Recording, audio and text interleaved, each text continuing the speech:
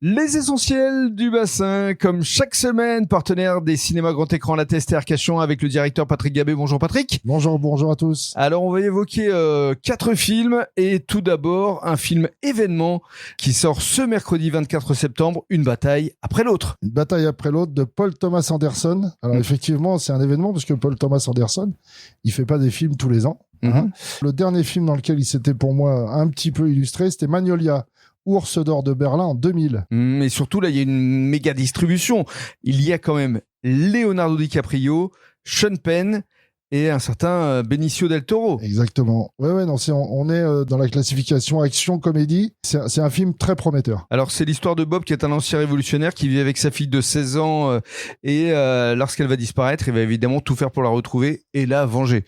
C'est un scénario un peu classique, mais voilà, avec une belle réalisation, ça donne un film qui peut effectivement cartonner une bataille après l'autre.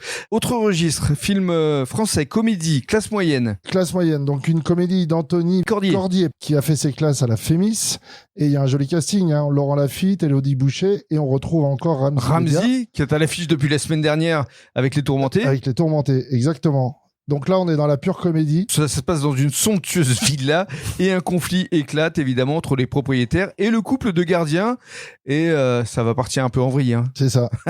Donc ça s'appelle classe moyenne. Dans le même registre, TKT, ce qui signifie T'inquiète. Dans le langage courant des réseaux sociaux, des SMS. Donc là, c'est d'une réalisatrice belge qui s'appelle Solange Sicurel, exactement. Et là, ça se passe justement à travers une adolescente qui a 16 ans, qui s'appelle Emma. Elle est admise en soins intensifs à l'hôpital.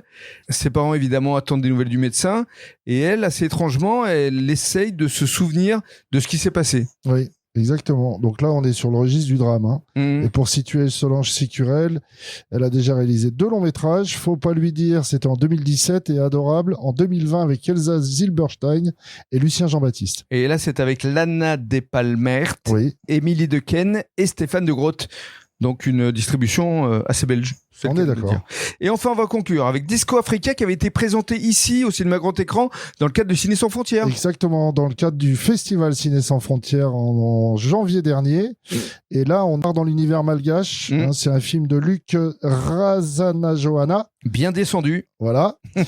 Et donc, c'est très clairement un film de société, sur la société malgache, en fait, qui traite des choix, justement, du peuple malgache. Voilà, parce que c'est l'histoire, effectivement, d'un jeune homme de 20 ans qui doit choisir entre la corruption, avec de l'argent facile, et le fait d'être plus fraternel, avec une vraie conscience politique, et c'est effectivement un vrai cas de conscience. Exactement. Voilà, donc ça s'appelle Disco Africa. Bref, vous avez du choix, comme chaque semaine, ici, au cinéma grand écran La Teste et Arcachon. Merci Patrick. Merci. À la semaine prochaine. À bientôt.